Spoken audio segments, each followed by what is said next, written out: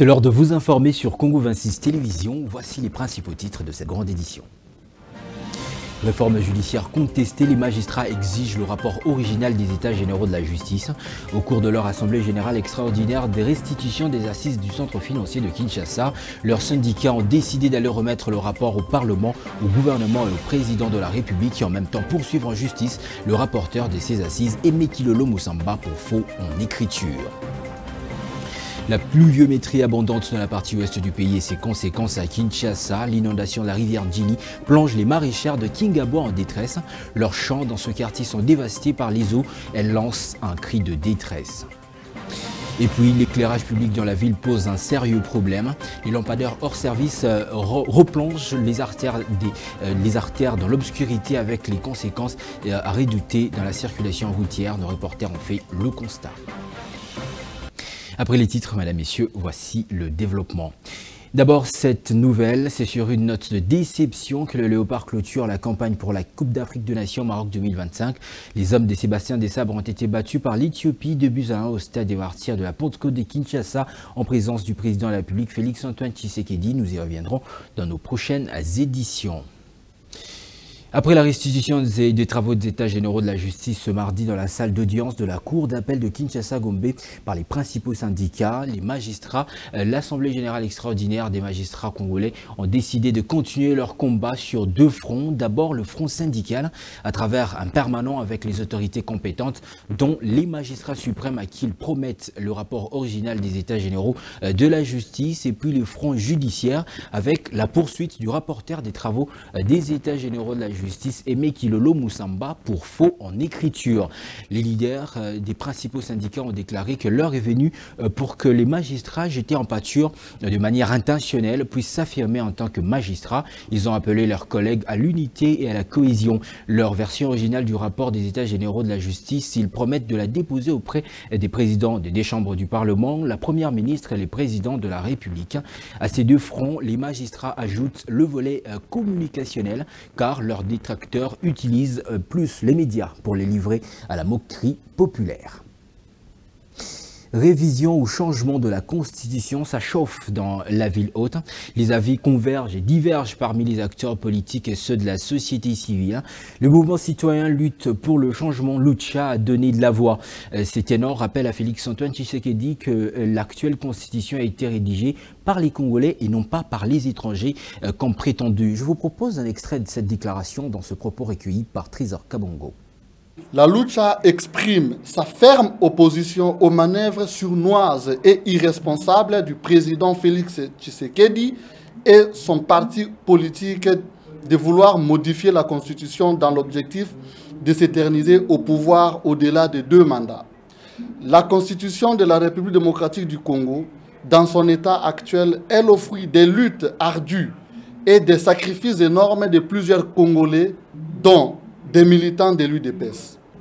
Toute tentative de la modifier pour satisfaire les intérêts d'un régime corrompu, incapable et répressif constitue une trahison envers la nation et ses martyrs et ne fera que rallonger la souffrance qu'endure notre peuple du fait de la mauvaise gouvernance vécue dans notre pays depuis l'arrivée de Félix Tshisekedi au pouvoir en 2019.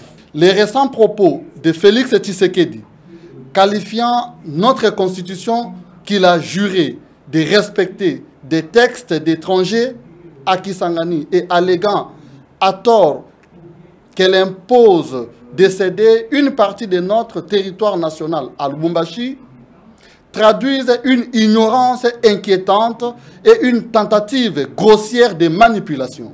Nous tenons à rappeler au président de la République que les travaux préparatoires d'élaboration de la Constitution de la République démocratique du Congo ont été conduits à Kisangani par des Congolais dont nombreux sont vivants aujourd'hui. L'article 217 de la Constitution ne parle aucunement de cession des territoires, mais d'abandon partiel de la souveraineté en vue de promouvoir l'unité africaine. C'est d'ailleurs déjà le cas avec la participation de la RDC à différentes organisations internationales, régionales et sous-régionales. Venant d'un président de la République qui, du reste, a récemment dirigé l'Union africaine, Ces contre-vérités sont insultantes et d'une extrême gravité. Évaluation de la situation sécuritaire dans la province du Haut-Katanga. Le sujet a fait l'objet du Conseil supérieur de la défense que le chef de l'État a présidé à Lubumbashi. Au cours de cette rencontre stratégique, Félix-Antoine Tshisekedi Tshilombo a donné quelques instructions visant à renforcer la sécurité dans ce coin du pays, tout en appelant à l'unité et la vigilance. Le compte-rendu avec le vice-premier ministre en charge de l'Intérieur, Sécurité et Décentralisation. L'opinion doit retenir que le président a eu autour de sa table toutes les institutions et les personnalités concernées par la sécurité et la défense de la province du Haut-Katanga, mais par la présence du commandant de la 22e région militaire, on a eu l'avantage d'avoir la situation de tout l'ancien Grand Katanga, et ça a permis de faire un échange d'informations et un échange sur la situation sécuritaire. Et le président de la République a eu aussi l'opportunité de donner des instructions claires et fermes aux différents services sur la façon dont ils doivent se comporter et prendre en charge la situation. Le rapport qui lui a été fait renseigne que la situation est relativement calme. C'est vrai qu'il y a certains faits qui ont été relevés, mais dans l'ensemble, la situation est relativement calme. Et le président en a profité pour donner des instructions en ce qui concerne les perspectives à venir.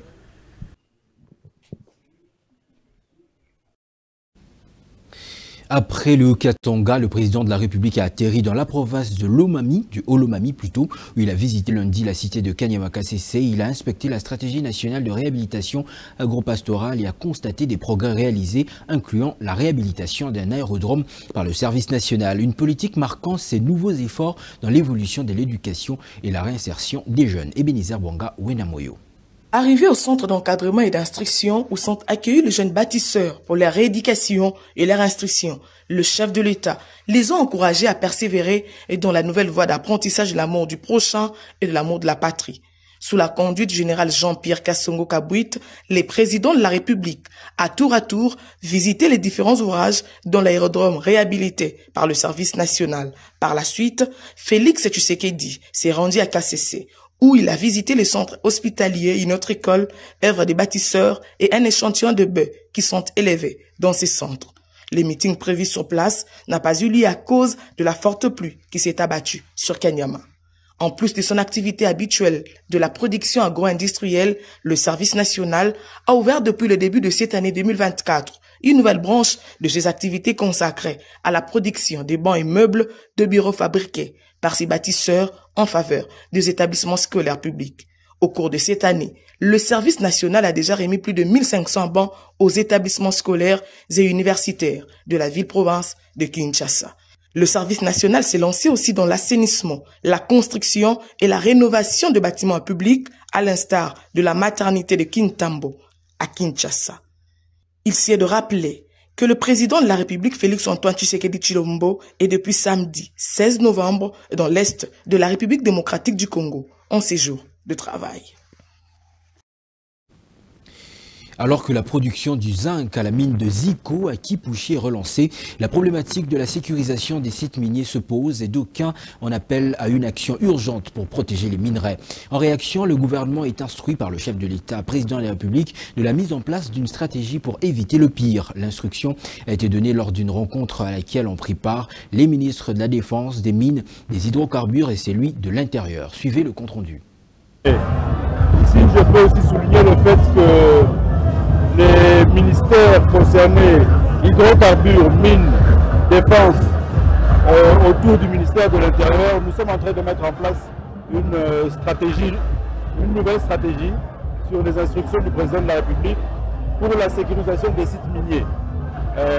Non seulement celui-ci qu'il vient d'inaugurer, mais aussi tous les autres à travers la République, dans les provinces de l'ancien Katanga, au niveau de la province de l'Ituri aussi, mais aussi la question de la présence des ressortissants étrangers sur ces sites-là.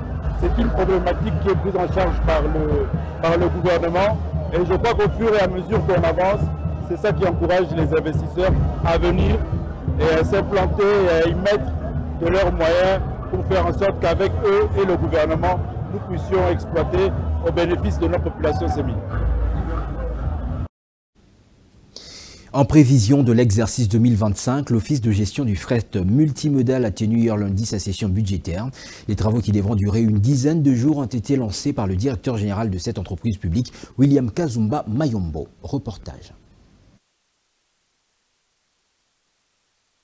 Comme à chaque fin d'année, l'Office de gestion du fret multimodal, l'OGFREM, élabore son budget pour l'année suivante. Pour l'exercice 2025, c'est le lundi dernier que le directeur général a lancé les travaux de la session budgétaire de cet établissement public à caractère administratif et technique. Dans son discours de circonstances, William Kazumba Mayombo a témoigné sa gratitude d'abord au chef de l'État puis à la chef du gouvernement pour leur oreille attentive à l'OGFREM. Ces travaux, une opportunité pour les animateurs et membres des différentes directions et entités œuvrant à Kinshasa et à distance d'arrêter des stratégies idoines pour la survie de cet établissement public. Ce moment est crucial, en effet, car il nous permettra de poser les bases d'un avenir d'espérance et prospère en tirant parti de nos atouts et en répondant aux défis qui se présentent à nous actuellement. Le directeur général de l'OGFREM, William Kazumba Mayombo, a aussi révélé quelques défis sécuritaires auxquels fait face cet établissement public, ne favorisant pas le bon déroulement des activités. Le contexte sécuritaire dans certaines zones du pays, notamment la guerre qui nous est imposée par le Rwanda, la fluctuation de cours mondiaux des matières premières ainsi que la conjoncture politico-économique, pour ne citer que ces facteurs, influencent de manière significative nos performances, nos prévisions budgétaires et peut, si nous n'y prenons garde, perturber nos rêves. L'Office de gestion du fret multimodal, OGFREM en sigle, compte à son actif plusieurs réalisations sous le directeur général William Kazumba Mayombo.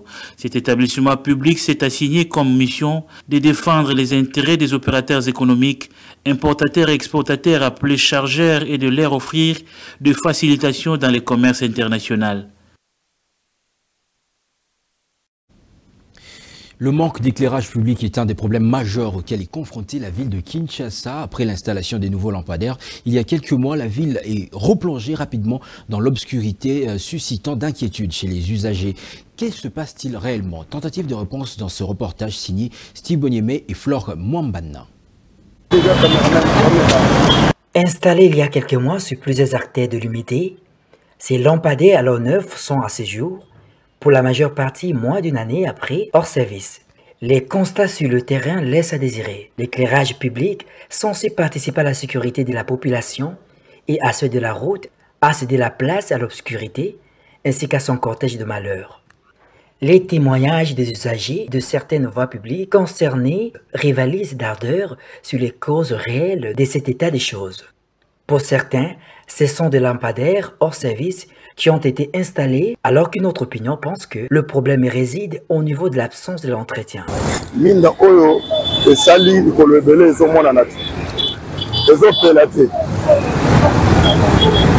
y a environ plusieurs mois que ces lampadaires ne fonctionnent plus.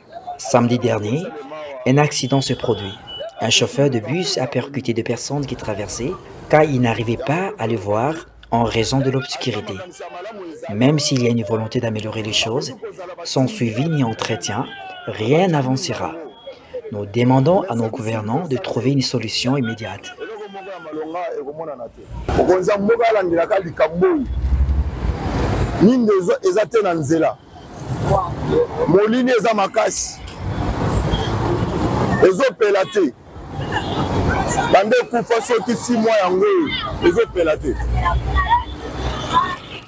C'est pourquoi tout le monde tinda batongo po basala po ba classer minango to sengi batinda service ya suivi pona kolandela ngo makamwango ko suivi ezate Remettre en service des lampadaires sur plusieurs artères de Kinshasa, de manière générale, devient une urgence pas comme les autres, afin de remédier tant soit au dossier insécurité sous toutes ses formes.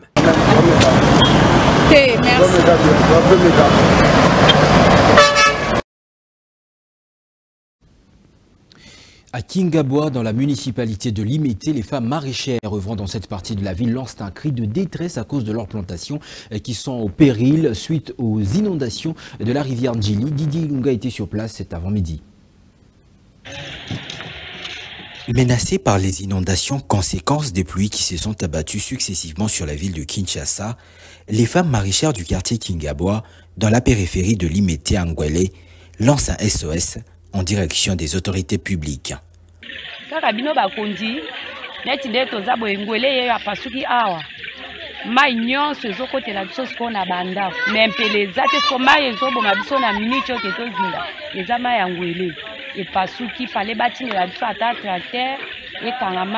Cultivatrice, cette femme appelle à une intervention urgente en vue de mettre hors danger leurs activités champêtres.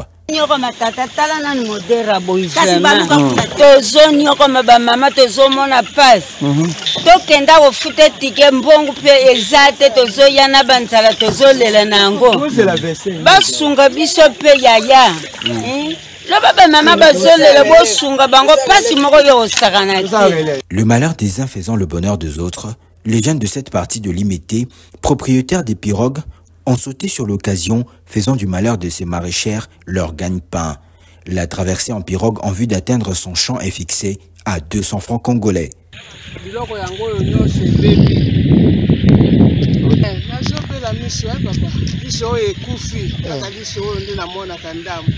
Vivement une action en faveur d'Ngbele, un coin pourtant à rentabiliser.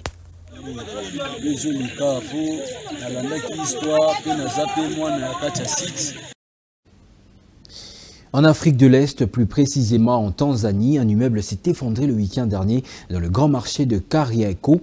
Pendant que les gens y effectuaient des courses, le bilan fait état de plusieurs morts et plusieurs blessés et d'autres personnes encore coincées sous les débris. La présidente de la République revient sur ce lourd bilan de ce drame en réitérant son soutien aux familles éplorées. Elle affirme que la priorité reste de retrouver les victimes sous les décombres. Écoutez Samaya Soulou dans cet extrait choisi par Merdi Mirindi. Nimepokea kwa masikitiko makubwa taarifa kuporomoka kwa jengo la ghorofa katika eneo la Kariakoo mkoani Dar es Salaam. Chers concitoyens, j'ai appris avec une profonde tristesse l'effondrement d'un immeuble dans le quartier Kariakoo à Dar es Salaam. À ce jour, 84 personnes ont été secourues et transportées à l'hôpital pour recevoir des soins. Malheureusement, nous avons également perdu 13 vies dans cette tragédie. L'État s'engage à couvrir les frais médicaux pour tous ceux qui ont été hospitalisés. Je tiens à exprimer mes sincères condoléances aux familles et amis des victimes touchées par cet événement tragique. Pour l'instant, les causes de cet incident restent inconnues. Je souhaite également remercier toutes les institutions et les bénévoles qui continuent de travailler sans relâche pour retrouver les personnes encore piégées sous les décombres. Soyez assurés que cela demeure notre priorité absolue. Kwa upande mwingine, jeshi la polisi nalo lipate taarifa kamili kwa mmiliki wa jengo lililoporomoka jinsi ya ujenzi ulivyokuwa ukifanyika. Ce journal est terminé, revoici ses grandes lignes. Réforme judiciaire contestée, les magistrats exigent le rapport original des États généraux de la justice. En cours de leur assemblée générale extraordinaire des restitutions des assises du centre financier de Kinshasa, leurs syndicats ont décidé d'aller remettre le rapport au Parlement, au gouvernement et au président de la République et en même temps poursuivre en justice le rapporteur de ces assises, Aimé Kilolo Moussamba, pour faux en écriture. La pluviométrie abondante de la partie ouest du pays et ses conséquences à Kinshasa, l'inondation de la rivière Ndjili plonge les maraîchères de Kingabwa en détresse. Leurs champs dans les quartiers sont dévastés par les eaux. Elles lancent un cri de détresse. Et puis, l'éclairage public dans la ville pose un sérieux problème. Les lampadaires hors service replongent les artères dans l'obscurité avec les conséquences à redouter dans les circulations routières. Nos reporters ont fait le constat, vous l'aviez suivi. C'était un honneur de vous présenter ce journal. Restez en compagnie de la chaîne de l'Unité nationale Congo 26 Télévision. Bonsoir.